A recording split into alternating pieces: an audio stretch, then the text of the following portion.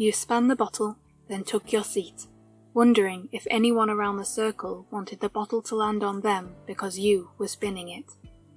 That would be nice. Someone actually wanting to kiss you. You felt your gaze wander instinctively over to Bakugou. Predictably, he looked disinterested, most likely only playing because he was friends with Ashido, so had agreed out of sheer obligation. He didn't look too angry, so hadn't been strong-armed into the game by Kirishima, at least. You couldn't quite place why you wanted the bottle to stop on Bakugou. He was handsome, there were no two ways about it, but ask anyone else in the circle what Bakugou's main personality trait was, and they would all say the same thing. Rage. Despite popular opinion though, you knew of a different side to him.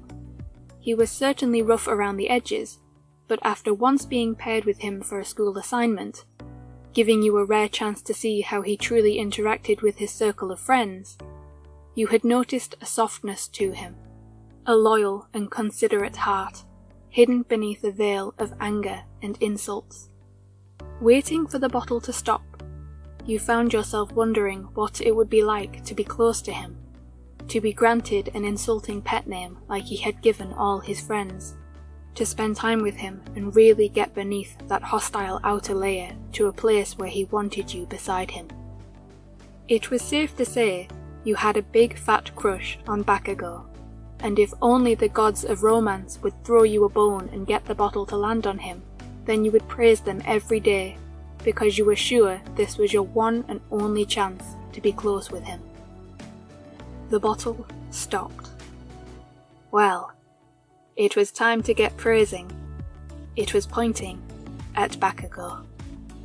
There was a stark contrast in reactions throughout the circle. Ashido cheered enthusiastically, while the other girls gave you worried glances. Midoriya looked equally concerned for your safety, while Kirishima patted Bakugou on the back with a grin. You could understand the room's general sense of unease, but it was Kirishima's reaction that piqued your interest most. He looked happy for Bakugou. Were you imagining it? Looking at Bakugou, he seemed just as uninterested now as he had before. Then why was Kirishima grinning like an idiot, nudging Bakugou's arm? You got to your feet and classed it as a success that Bakugou did the same instead of protesting and refusing like you dreaded he would. His hands were in the pockets of his sweatpants. You had no way to gauge how he felt. You looked at Kirishima, willing him to explain. He caught your gaze like he had been waiting for you to look at him, and his eyes brimmed with such delight that you had to wonder if he knew much more than you did. "Hoi," Bakugou said, grabbing your attention. "Get over here."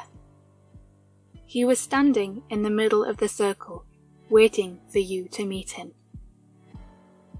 A twist of butterflies erupted in your stomach. Oh, this was really happening. You felt a sting of a blush in your cheeks as you drew nearer, but as you got close, you found the ability to look away from him impossible. His red eyes were focused solely on you, and there was something in the way he looked at you. He no longer seemed disinterested. You stopped as close to him as you dared, but seemingly it wasn't close enough, as he took one more step towards you once you stopped. Then he leaned in close, not to kiss you, but to say something that the others could not hear. It took you a moment to listen to what he was saying, because when he leaned in, you were distracted by the delightful scent of oak and spices that clung to him like a well-fitted suit. "This all right with you?" he asked in a low growl, then pulled back to watch your face. His was set in total seriousness, and it took you by surprise that he would ask you that. But then you realized, no, actually, it wasn't a surprise at all. It was that secretly kind heart of his sneaking out to check that you were comfortable. You pursed your lips to hold down a smile, knowing it might bruise his ego. So instead, you nodded, feeling your cheeks sting with a blush, then had to look at the floor to stop it getting darker. Are you okay with this? You asked out of courtesy, wondering if maybe he wanted the option to opt out as well. You were getting your hopes up too much, thinking he could be as excited for this as you. But when you found the courage to look at him, having just gotten your blush under control, your cheeks turned impossibly hot. He was grinning. "The fuck are you talking about?" he snarled, grinning so wide you could see the pink of his gums. Bakugou looked over his shoulder, directing his next words to the room at large. "I'll show you fucking extras how it's done." Then he looked back at you. His eyes were a mix of emotions, cockiness, confidence, but to your heart's delight, more than anything, he looked happy. It stayed in his eyes for only a moment, and then it was gone, like his pride would not let him reveal such a weakling emotion for more than a split second. But it was enough for you. You had seen how happy he was to do this, plain as day. Your joy turned to surprise when, without warning, Bakugou threw his arms out and knocked you backwards. It was fast, and had it been anyone but Bakugou, you would have hit the floor and banged your head. But his lightning-fast reflexes caught up to you, his hands cradling the back of your head and the backs of your shoulders, so you landed with barely an impact at all. Most of the room gasped in surprise. Ida shot up from the floor, poised to step in and rescue you as class president, but Zero grabbed him just as Kirishima hollered supportively, followed very quickly by the rest of the Baku squad.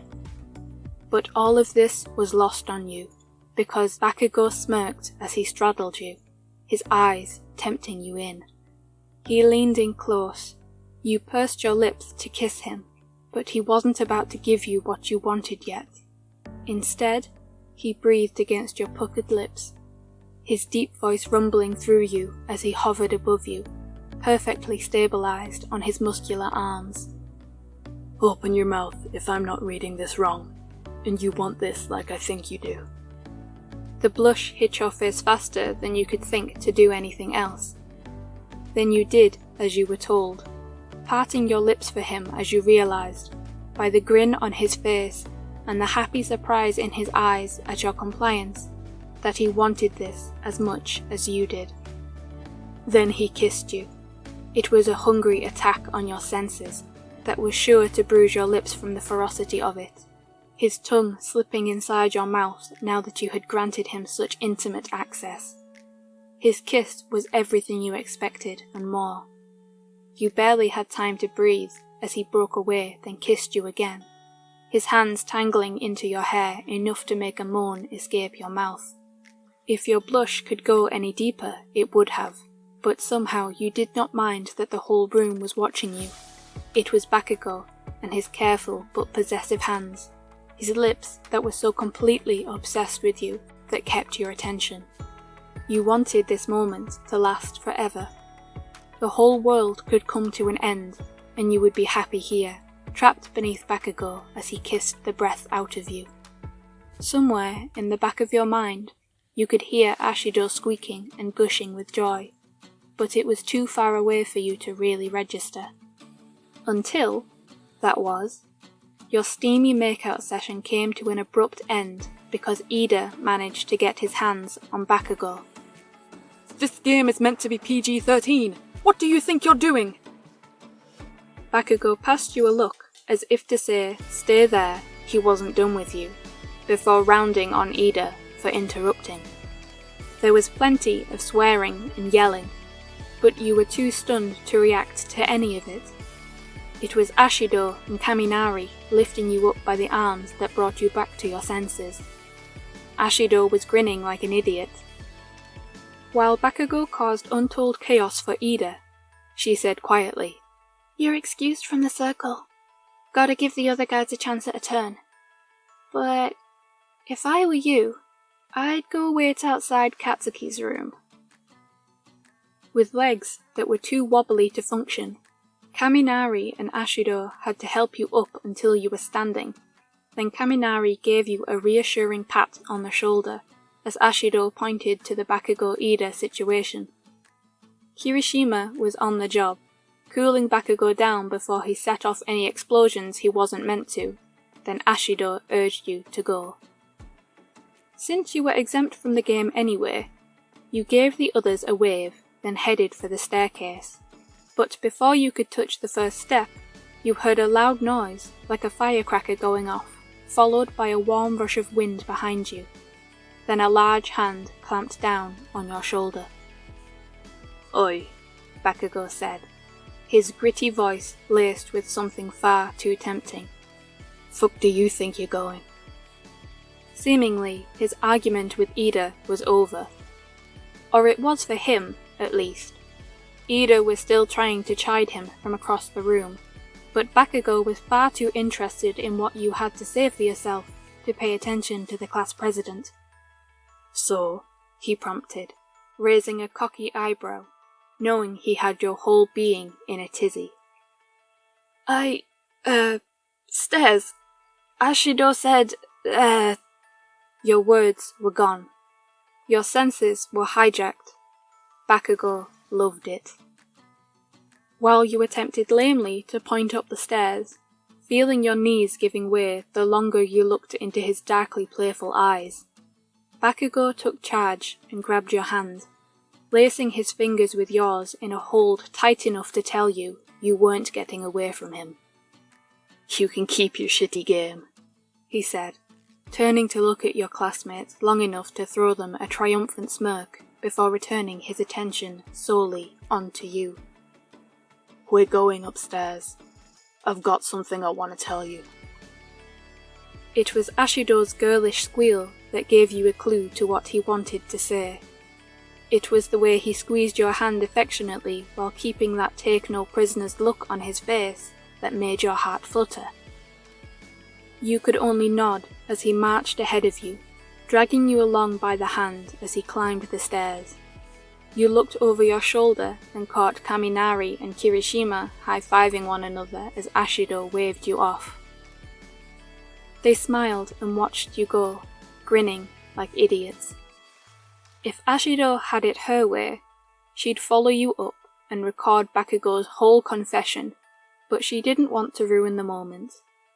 It had taken him long enough to admit he'd caught feelings for you, longer still to confide in his friends that it was driving him crazy, and that he wanted you so badly it hurt. For now, Ashido would leave the two of you alone. But she was sure as hell going to drag the juicy details out of you when she found you in his arms later.